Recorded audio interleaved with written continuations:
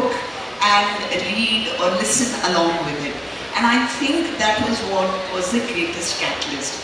When we returned to India, we wanted to have more such books, but not the Little Mermaids and Cinderellas and the Bambis. We wanted stories on Indian culture and on Indian folklore, but we were not able to get any.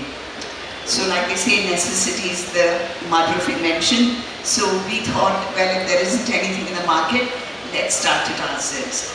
Our core competence was that we were a family, we are a family of musicians. So it was to do the soundtrack and to do the music and to do the effects for the stories was in-house. We didn't have to outsource it. And we started with folk tales or retelling of folk tales. What was what do you call the silver lining or the cherry on top of this wonderful cake was getting celebrities like Nasiruddin Shah or Sai Jafri or Javed Jafri or Girish Karnad, who at the time were like so happy, to be involved in this project. And we didn't come from a publishing background. We came with a very strong educational background and a music background. And our first print run of our first title was 25,000 copies. It is unthinkable now. Maybe our Chitrakatha can do it, but now we do 2,500 copies. This is our first print run. But the 25,000 copies got sold in a matter of 6 months. We had to go into reprint, And that was the magic of everything coming together, storytelling, illustrations, music, sound, fantastic narrator, and this completely new and attractive and seductive kind of storytelling in a package, So that was the beginning of it. And of course, we've come a long way from cassettes now. Cassettes to compact drives or CDs, and then we started providing the sound in a USB drive, and now it's all somewhere in the cloud, and I'm not supposed to point to the cloud to say cloud because the cloud is not really up there, it's anywhere here. So yeah, that's our journey. And over to Reena, and I would like to know what is the process that goes into creating children's literature out of mythology, folklore, and how you ensure they really genuinely represent the rich heritage of Indian culture? Yeah, hello and welcome to all the children who've come in just now. Happy to be here. Yeah. So, representing the heritage of India was the primary focus of our founder editor, Anand Pai.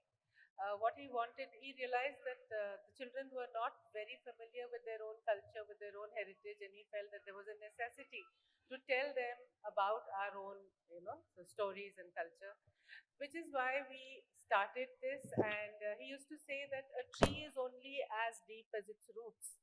Because if a child knows about his heritage, knows about his identity, then he can spread his branches wherever he wants. The tree can spread its branches wherever it wants to. The child can spread its branches, bring in whatever is good around the world, and yet retain a sense of identity. So that was most important, and that is how we started the process of doing these titles. And the other thing we selected was the comics format. The comics format was important because that was what children liked to read. And I remember when we were kids, we were not really allowed to read comics because we were told the language is not good and things like that. So we used to hide it in our atlases and read it sneakily. Yeah. So he realized that children were attracted to comics. So why not use comics? And everybody was against it. They said, how can you present the gods in the comics format? It's impossible. It's never going to work. But he did it and it worked. So that is the story behind it. And what are the processes or how you choose new stories, especially when the new gen parents are even obsessed with environmental sensitivity, gender sensitivity, and even political correctness? It's a good question, Kapani.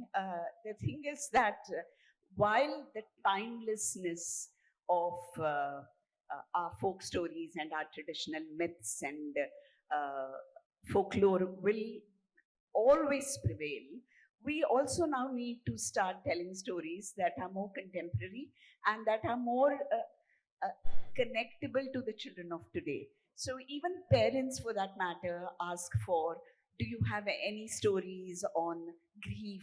Do you have any stories on loss? Do you have any stories on gender? You know, whether, and I personally find that children's publishing in India over the last 20-25 years has really come a long way. You know, topics that we wouldn't think of touching are being, explored now.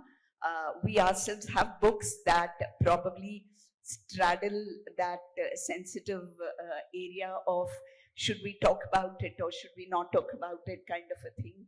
And definitely schools and libraries want to add these books to their collection. So I see children's publishing not as one of these closeted things which are going on telling stories about our gods and our freedom fighters and the Kaka and the Nari. You know, it is about a boy who likes to wear bangles or about a girl who wants to be a mahout. You know, so many kinds of subjects are being explored now, and I think this will continue to prevail. What do you think, Reena? Absolutely, I think that's very important also. Yes. And speaking of this gender sensitivity and political correctness, has SEK ever corrected the story or language of earlier published books? Ever? So those comics were written at a certain period of time, okay? And those thoughts were accepted at that time and nobody questioned them. So those comics were published and we don't plan to correct them because they are a part of that age, that era. Like you don't correct the Ramayana now. You don't correct the Mahabharata. Yeah? So those comics stay as they are, but yes, we are very sensitive to gender, to racism, to color, to things like that, especially Tinkle. Tinkle has come forward and done a lot of wonderful stories on, I think, there's depression, there's mental health. The team of Tinkle is right here and, they've done a lot of other topics which are more relevant to children of today. And so has Amar Chitra Katha. We have got more books on women pioneers like women freedom fighters whom you never heard about, or the 15 women in the Constitution of India who formed the Constitution of India who no school talks about, or even women pathbreakers, the first women who broke the glass ceiling and did things and have been an inspiration for us. Like all of us are here today because of those women and what they did for us, and because of the women when they made the Constitution and gave us our rights. So we feel that children today, girls today, boys today must know about them, and we are writing the comics for it. Yes. Yeah, if I may add to Reena's thing, see, this political correctness itself is very fluid. What is politically correct today will not be 10 years hence. So we can't keep changing or correcting our literature. If at this point in time I have written something, it is valid for the political correctness of the year that it's published or the era that it's published. I see and therefore we can also reflect on the evolution of language itself and political correctness and the evolution of the publishing house, you see. Yeah. And both of you mentioned that new themes are coming in literature, children's literature. Like we can not go on unendingly with only Indian mythology and this folklore and all that. The international titles like Diary of a Wimpy Kid, they are also bestsellers here. And then here, even now, Ruskin Bond's books sell well. And then do you think that this urban middle class taste dominate the scene? 100%. 100%. I mean, it's not, while we push the envelope or we push the boundaries of storytelling, of themes and subjects, there is still a large part of India of which we also belong, which likes to be in that safe and comfortable space of morals and values. And one of the reasons why Sudha Murthy's books do so well is because she occupies that space, you know. And you may or may not like it, that's a different thing. But one has to acknowledge that that space constitutes a large part of India, you know. And in fact, talking about political correctness, I would even go as far to say that there's a lot of talk about calling what we now are referring to as mythology, to change the term, to call it itihasa, you Yes, know, yes, or absolutely. history. Who is to say Krishna didn't walk this earth or Hanuman didn't live here, right?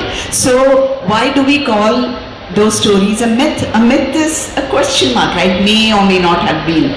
But let's call it for what it is. So I don't know,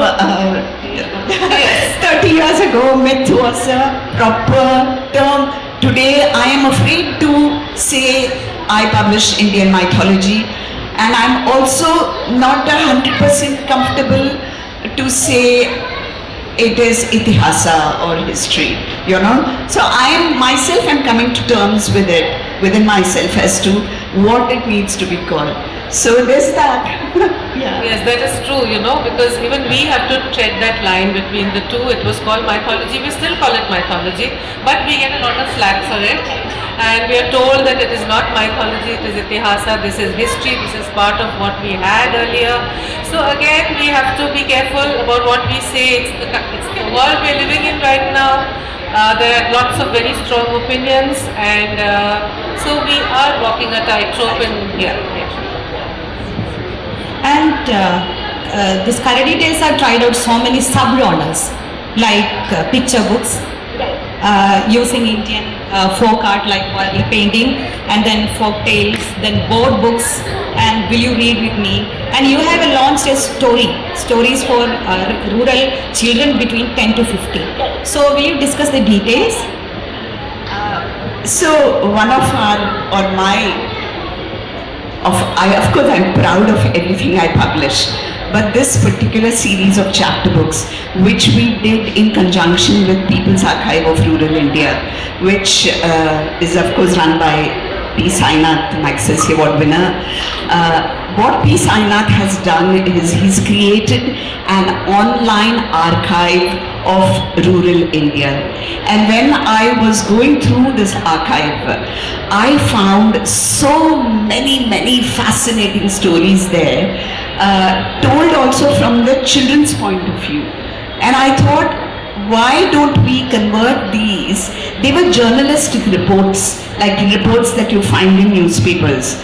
And I thought, what if we pulled one of these small stories out and create a chapter book out of it? So first, of course, I got the permission from Sainath himself, and then we approached the journalists or the reporters who had covered those stories, and they were more than happy to make a full-fledged 10,000, 50,000 word chapter book out of it.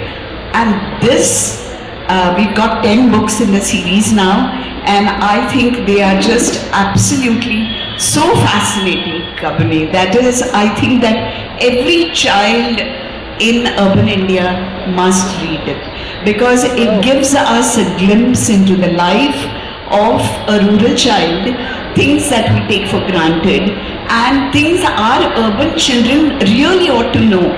You know what entitled lives they live. Sometimes I think if you would take a glimpse into the life of this child who wakes up, I don't know, before the sun is up and goes into the field and, you know, harvests paddy or milks the cow or walks, I don't know, 25 kilometers to get to his school, and, you know, with just a very meager meal, and the resilience and the spirit of rural India. So all these stories are told, different aspects of rural India, different children of different age groups, different genders, of course, and I am absolutely happy with this. What's happened as a result of publishing these stories is schools have now adopted them as a part of their supplementary reading program. Yeah, I've said, let's not do Tale of Two Cities anymore. Let's do a Tale of Two Villages in India rather than, yeah. So, it's great. And it is believed that there is an unprecedented expansion in children's literature. But the question is, who do you read these books and what kind of children's literature we produce? Like out of the 145 crore Indian population, almost children is almost 30%. So still there is a vast untapped market. So as a pioneer publishing house, what are your future plans considering the untapped vast market? Do you mean languages? All languages. All languages. All languages. Yes, yes. So there is a huge market for books right now. I don't think we are tapping even 2% of the market that is available, and we do want to reach out in every way and through every medium. So it's not just print, and in print we of course have all the languages. We print in many languages from the south, many languages from the north, east or west. We do publish those books. As well as there are so many other platforms on which we tell our stories. So there will be YouTube animation, there's a app, there's a Amar Chitrakatha app on which you can download stories, the digitized stories. So and you can see it on the phone. So there are many platforms. I'm not very tech savvy, but I know that there are multiple platforms, even in the form of audiobooks. We are going to be bringing out a lot of books in the audio because as Shobha said, audiobooks are very popular and very necessary. So we are doing that as well. So we are there on multiple platforms, and we want to address that problem of reaching out to, especially to 2-tier and 3-tier towns, because concentrating in the metros and the big cities is not the, not the solution. We need to reach out to the smaller towns, so we do that. In fact, my founder editor Anant Pai, that was his, that was his dream exactly. To go out and every child. So earlier on, when I was in Tinkle, we used to get letters from Rajasthan saying "People ke ped ke piche," that is behind the people tree. My house is behind the people tree. So they would send us these letters from remote corners of villages and all that, which was so exciting. And we want to get back to that stage once more. Yeah, but the other thing which I was talking to my friend here, I was telling him that really the number of children's publishers that have come up over the last 20 years is maybe threefold, than what it used to be before. And there are so many regional publishers that are coming out, which is fabulous. You had to hunt for children's stories in maybe Telugu or Kannada or something. Now we've got Kannada publishers, we've got Tamil publishers, we've got of course Eklavya and Ektara, which do fabulous amount of work with Hindi publishing. There's NBT also, the government wing, the National Book Trust, which brings out books in every language, or supposed to bring out books in every language.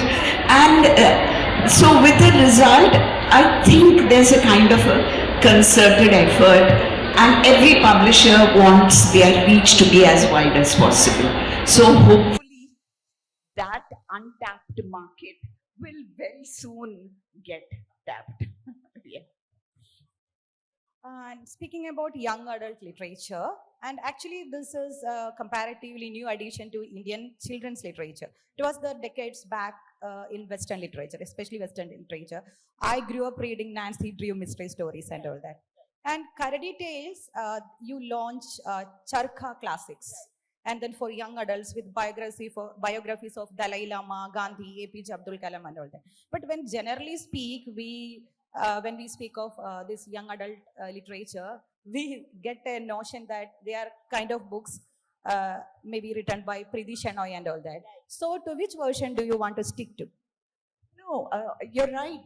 Our small crop of books that we put out for the young adult or the adult was not to start a list for young adults. So, in fact, none of the young adults read our Charkha series.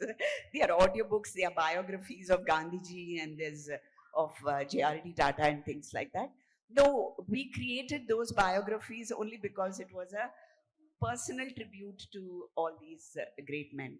But young adult literature has grown in leaps and bounds. There are all the big houses, whether it's Penguin or Hachette or Harper, they're all putting out books for young adults.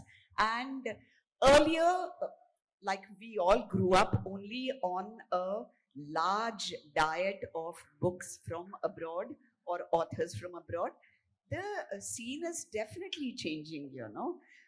And there are not just Preeti Shenoy, there are so many, right, Reena? I mean, who children seek them out.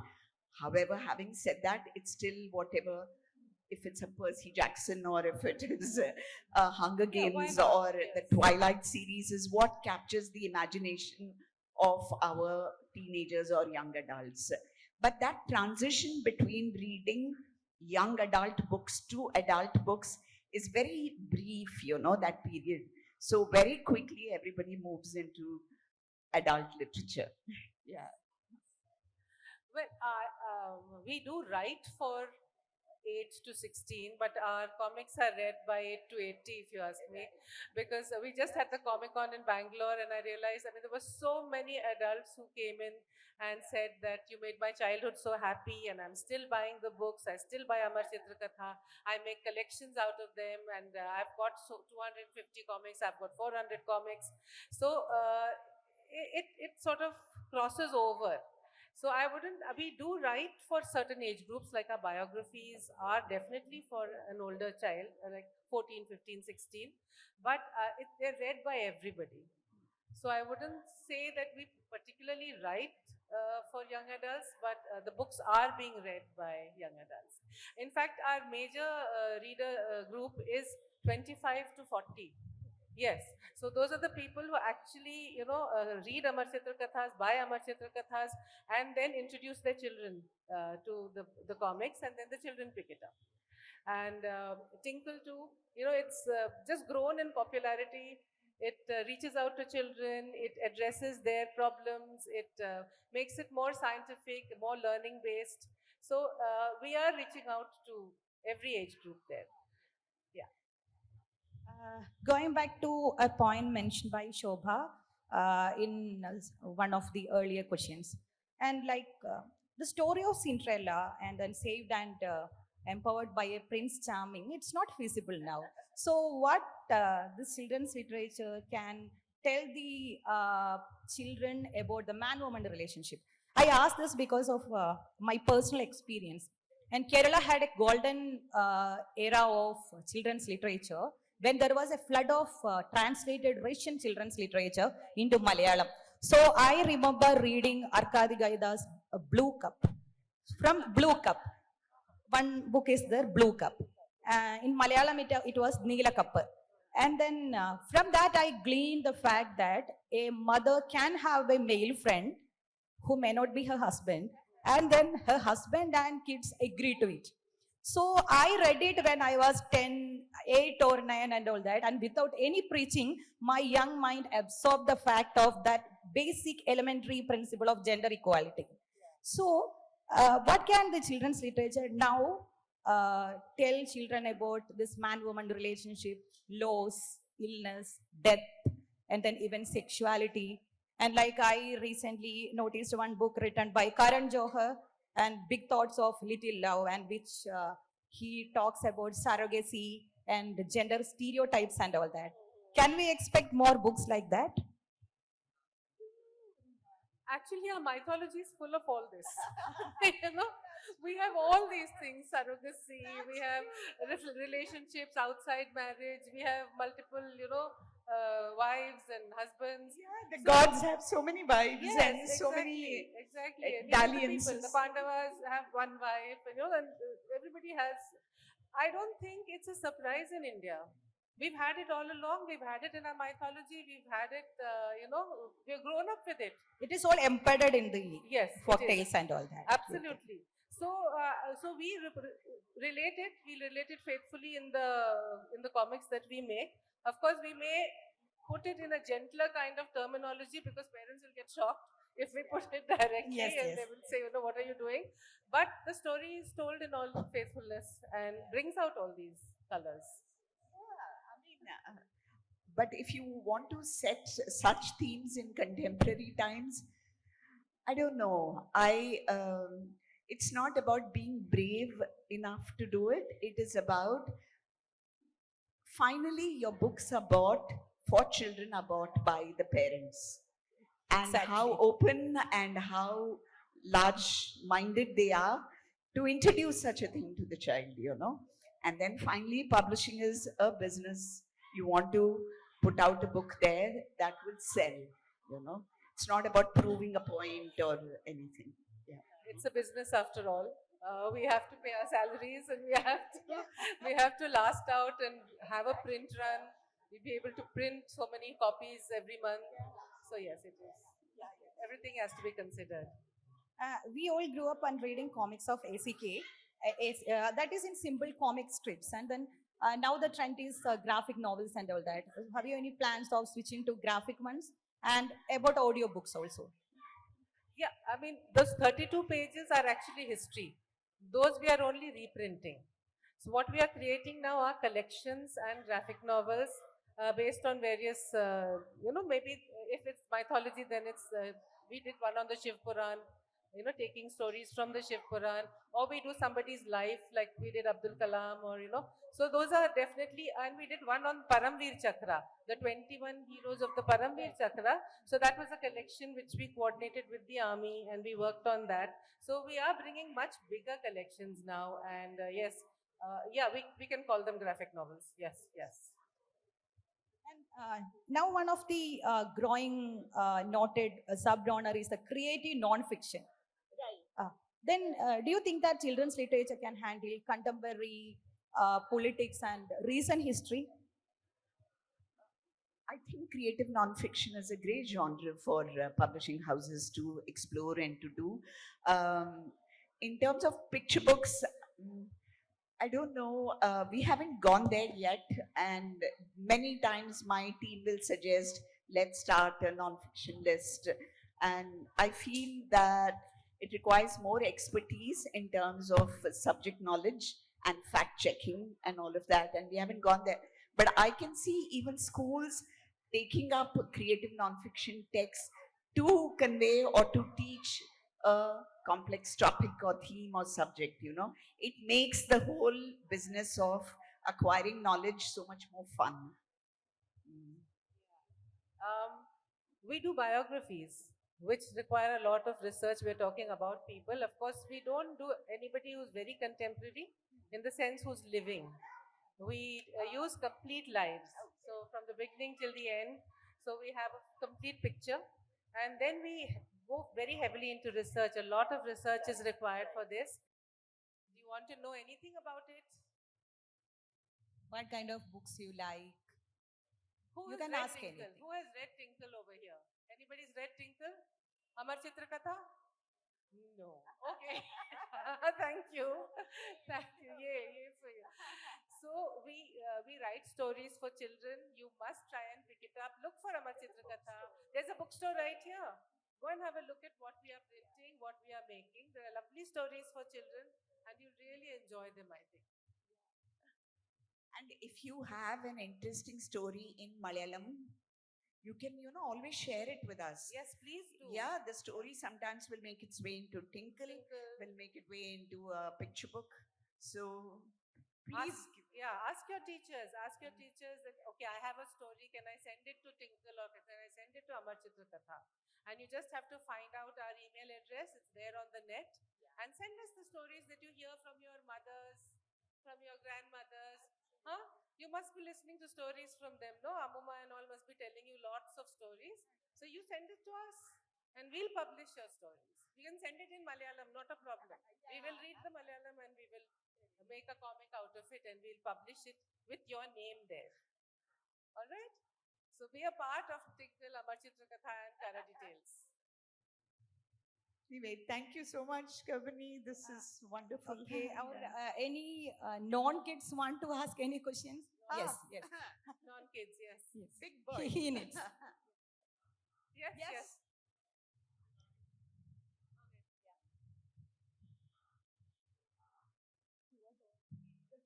Hi. Hello. Hi, I'm Vivek. I have grown up with Amar Chitrakatha. Not so recent discoveries is Fairy Fairy tales. Tales. I work for Parag, so Oh, lovely. all of that aside, and I used to work with Pratham Education Foundation and Lovely. asking your opinion on, let's just say, sharing the older content of ACK or Karadi Tales with, for example, an on-ground intervention like Pratham Education Foundation?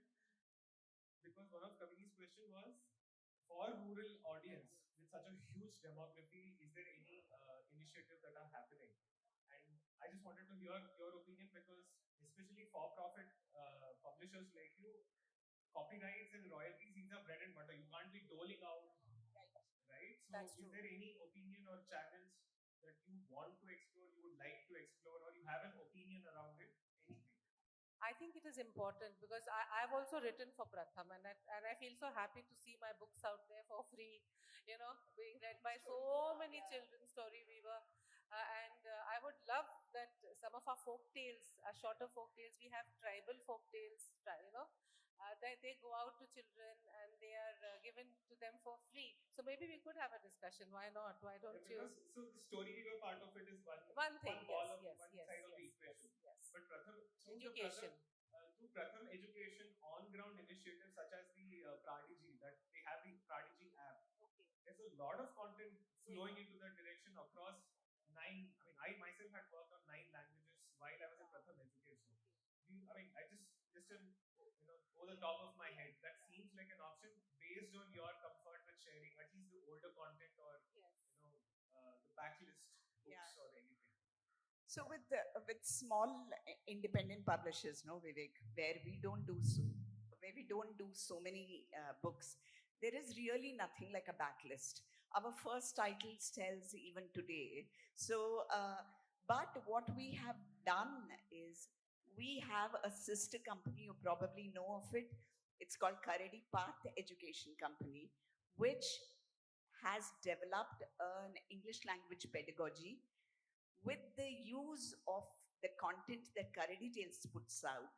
And this is across 5 to 8,000 schools, all kinds of schools, tribal schools, state government schools, and schools that are funded by maybe some CSR projects. So this is how. So if we were to then give the content to another initiative like the Parag Education thing, not really a conflict of interest, but I feel that it's probably repetitive and we may not be even free to give it. So, yeah. I think we could have a discussion. Why not? Yeah. Okay. Okay. Yes. Yes. My name is Chintan. I write about children's literature and I read children's literature, of course. Shobha, I want to congratulate you on the books that you've done with the People's Archive of Rural India. I just love those books. Thank you. Especially the ones that talk about the lives of children living with HIV and No Nonsense Nandini as well. I wanted to ask you, is there any effort to take these books to audiences outside India?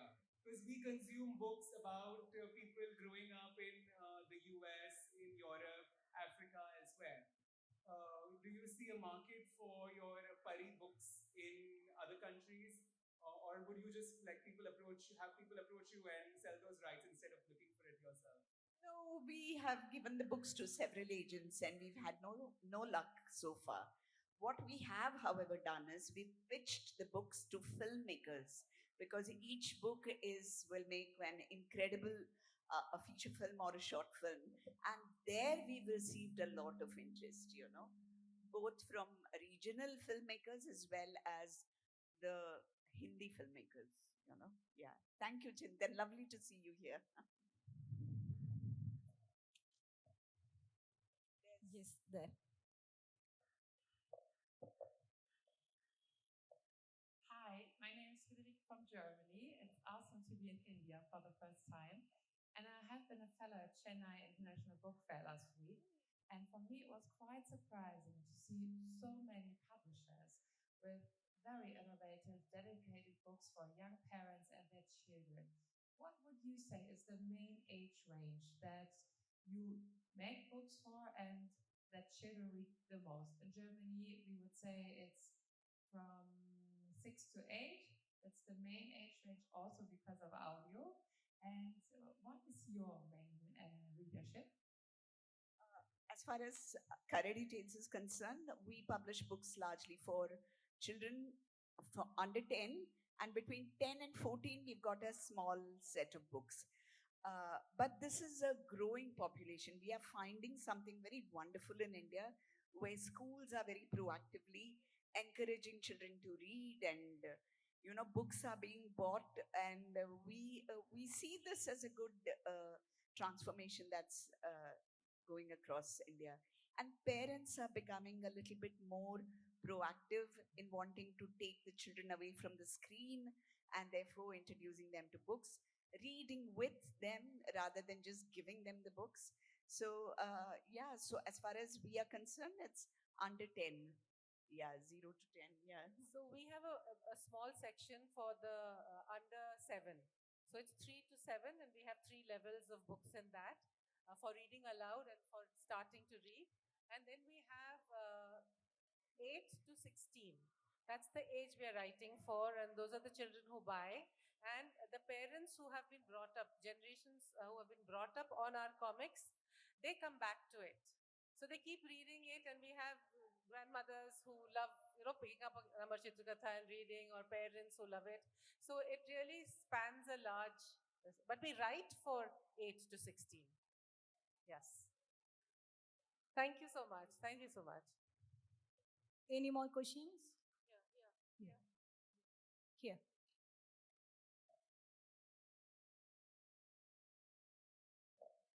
And as we said, the contemporary times, the children's literature, the children's point of view, everything is changing.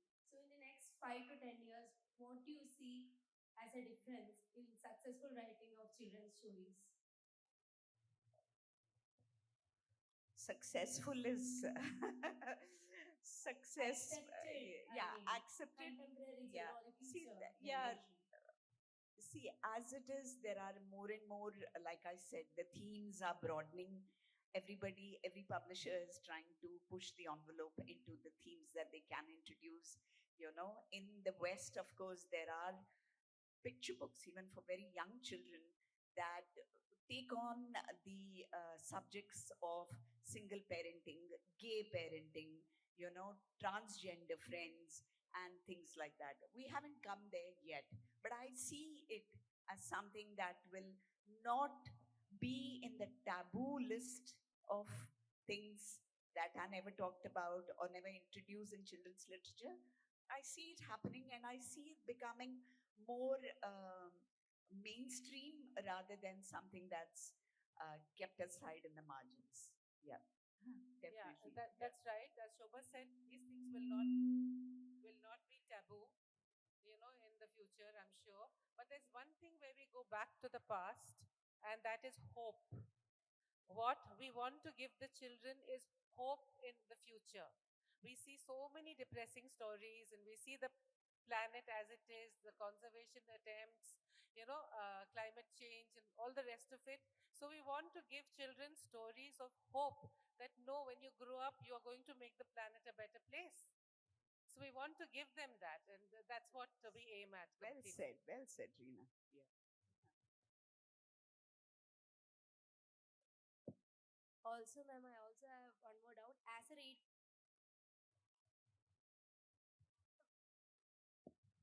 I have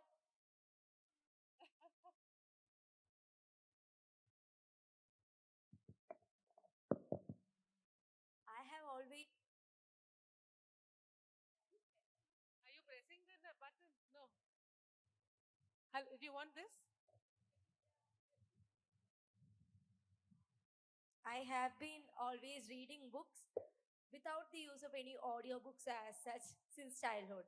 But nowadays, I see a new trend of people seeking audiobooks as some kind of less time consuming option or more reliable option or something like that. I have always found it very much, I find it difficult to accept, even though I feel like it's okay, it consumes less time. What is your opinion on it? Do you think that it is actually good for children or adults to use audiobooks as a substitute for actually reading the books? Do you think there's any disadvantage to that or anything? Or your opinion on it, ma'am? See, the way we define audiobooks for children is that the audio is never independent of the book.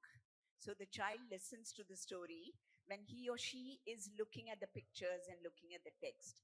That's how reading builds. But as you progress in your reading, then for the adults just like to listen while, like how we listen to podcasts or how we listen to books. Um, it's a personal choice and taste, I think. You know, I personally don't even like to read on a Kindle. I like to read the physical book. But when I'm traveling, it's so easy to carry the Kindle, right? I can carry 100 books on a Kindle, while I can carry at best 2 books in my backpack, correct? So it's probably our own mindsets and what we are comfortable or easy doing. Yeah. Yeah, I'd agree with Shobha on that completely. It's what we are comfortable with. Yes, but yes, I personally would read a book. Yeah, absolutely. So I think we can conclude by just one question from Yeah, me sure. personally. I do believe that the adults we become is also what we read as children. So I have favorite books which inspired me and which remains in my mind like that blue. Can you remember one book which inspired you in childhood, which you read in childhood? Strangely, it was also a Russian book, but not translated into English, and it was called "The Most Beautiful Woman in the World." Yeah, I just love it. It is just told from a child's point of view, and I remember the illustrations even. You know, it was a large format Russian book and nice paper. And I remember that one day I'll tell you the story, Kabin. A book that I liked when I was a child. Which you read in childhood and you Childhood. still remember? Okay, there was one by R.K. Narayan, I think, about my grandfather. Um, it was about his grandfather and life with grandfather, I think. Life with grandfather, and that was lovely. It had beautiful illustrations by Abu Abraham. He was the artist, I think, and very funny stories about his tall, strict grandfather in a mundan, in which kind of thing, and a wonderful life in a village with his grandfather. So that is one of my big favorites. Thank you, thank you. And thank you all, and Shobha Vishwanath and Reena Puri for the wonderful and engaging conversation. Thanks to all the audience. Thank you.